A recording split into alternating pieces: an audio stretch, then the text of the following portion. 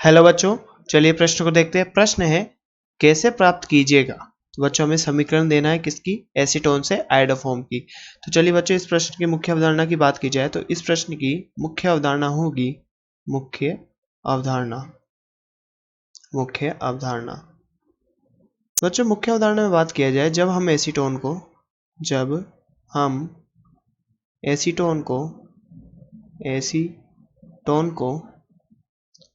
तो बच्चों जब एसीटोन को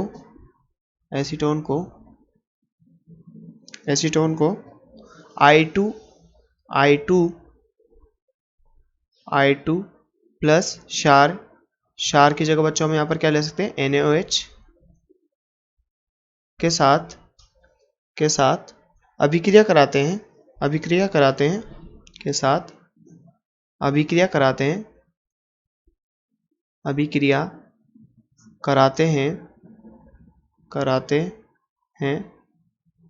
तो बच्चों हमें क्या प्राप्त होता है, तो हमें आयोडोफॉर्म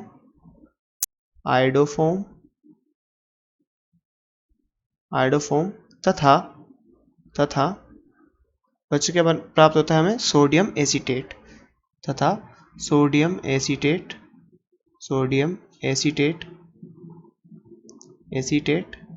प्राप्त होता है।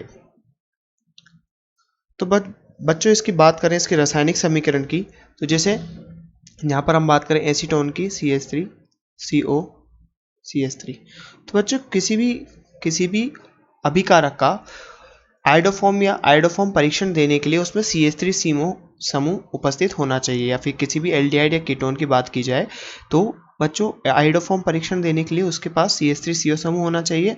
और यदि किसी एल्कोहल की बात की जाए तो एल्कोहल में उसके बीटा कार्बन पर 3 हाइड्रोजन होना चाहिए। तो बच्चों जैसे कि बात करें, जैसे यहाँ पर CH3CO तो अब बच्चों हमें यहाँ पर CH3CO समूह मिल चुका है। तो बच्चों ये आयोडोफॉर्म परीक्षण देगा तो I2 प्लस NaOH, इसकी जब बच्चों हम अभिक्रिया कराते हैं तो हमें CH3 मतलब CHI3 आयोडोफॉर्म, और साथ ही हमें बच्चों क्या प्राप्त होता है यहाँ पर CH3CO नेगेटिव और सोडियम एसीटेट। बच्चों क्या है यहाँ पर हमारा एसीटोन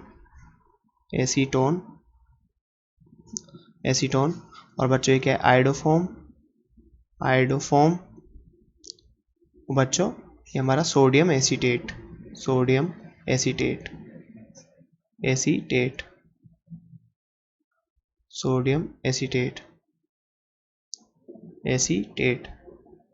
तो जब बात करें इसके पूरी इस प्रक्रिया की पूरी क्रियाविधि की, तो बच्चों क्रियाविधि की बात करें तो सबसे पहले इसमें क्या होता है, इसमें सबसे पहले OH बेस की उपस्थिति में ये पूरी अभिक्रिया होती है।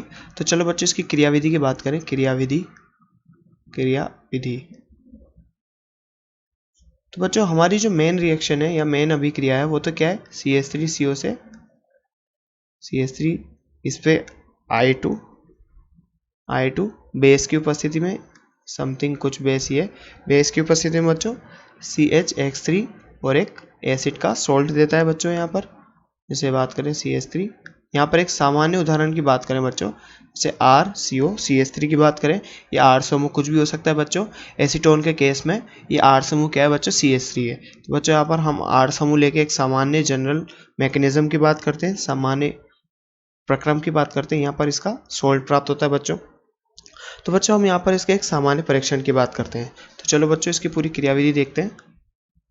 क्रियाविधि में यहाँ पर R समूह RCO CH3 I2 बेस की परसेंट में क्षार की उपस्थिति में बच्चों हमारे पास क्या देता है, CHI3 iodoform plus RCO negative.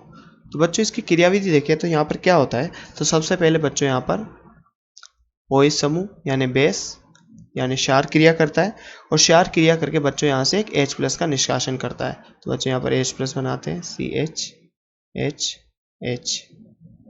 तो बच्चों जैसे ही यहाँ पर अभिक्रिया होती है तो यहाँ पर ये बेस क्षार एक H+ को यहाँ से निष्कासित करता है और H2O का यहाँ से निष्कासन होता है। ये दोनों आपस में मिलकर H2O का निर्माण करते हैं। तो बच्चों हमारे पास क्या संरचना बनती है, यहाँ पर हमारे पास कुछ इस प्रकार की संरचना बनती है RCO CH H। तो बच्चों यहाँ से H प्लस निकला, यहाँ से H प्लस निकला, तो यहाँ पर कैसा नेगेटिव चार्ज आएगा, कार्बन पर नेगेटिव चार्ज आएगा, नेगेटिव आवेश आएगा। अब बात करें बच्चों यहाँ पर अब कौन अभिक्रिया करता है, यहाँ पर X2 यानी I2 अभिक्रिया करता है बच्चों, यहाँ पर I2। तो बच्चों ये I2 है।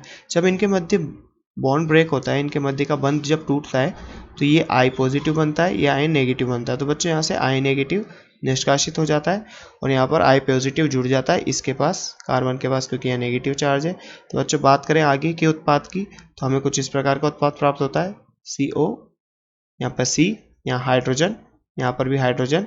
बच्चों यहाँ पर क्या लगा, हमारा यहाँ नेगेटिव था और I पॉजिटिव यहाँ जुड़ा, तो यहाँ पर एक आयोडीन इसके साथ लग गया।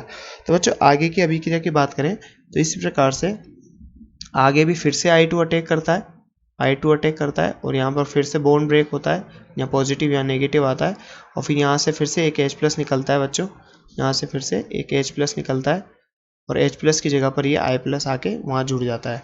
बच्चों आगे हम बात करें तो आगे फिर से यहाँ पर बच्चों बात करें, सबसे पहले यहाँ पर बेस की बात करते हैं। H प्लस निकला तो यहाँ पर क्या है, बेस उपस्थित होगा, बेस और ये मिलकर क्या बनते, यहाँ पर एक जल का अणु निष्कासित करेंगे और जल का अणु निष्कासित करके फिर से यहाँ पर बच्चों RCO CH नेगेटिव और I लगता है बच्चों, और इसके बाद फिर से I2 टूटे अटैक करता है बच्चों, यहाँ पर I2 फिर से इसका बॉन्ड ब्रेक होता है, यहाँ पॉजिटिव यहाँ नेगेटिव और ये पॉजिटिव इसके साथ यहाँ पर जुड़ जाता है बच्चों।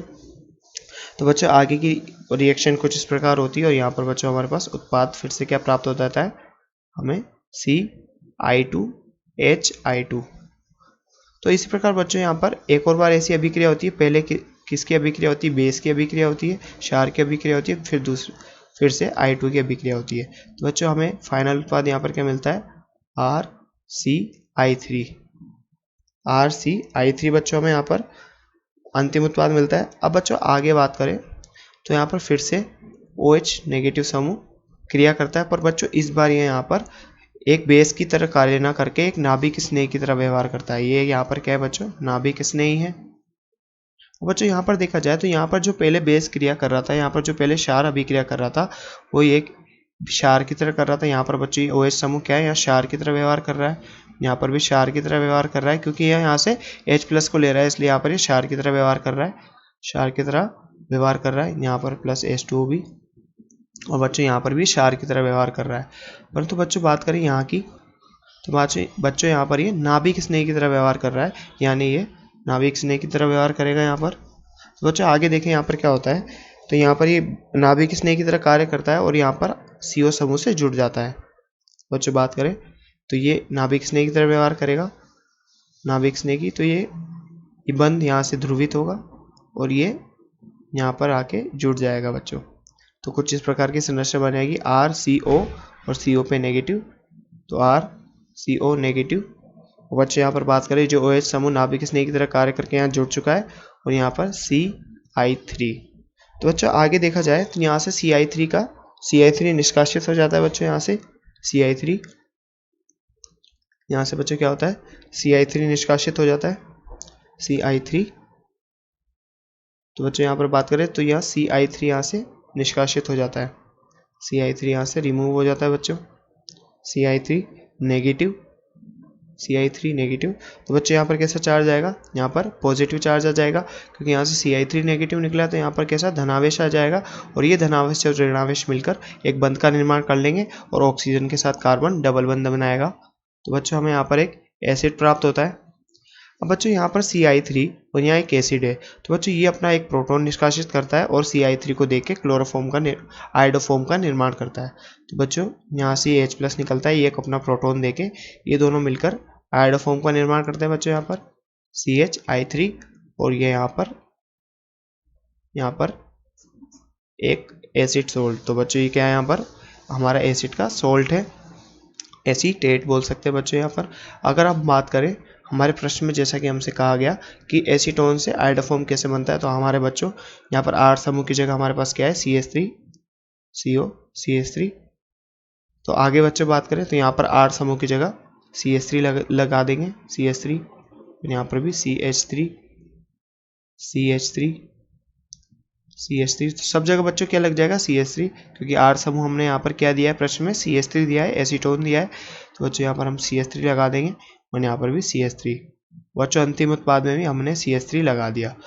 तो बच्चों ये पूरी इस अभिक्रिया की पूरी मैकेनिज्म थी, पूरी क्रियाविधि थी। तो बच्चों आशा करते हैं आपको प्रश्न समझ में आया होगा। धन्यवाद।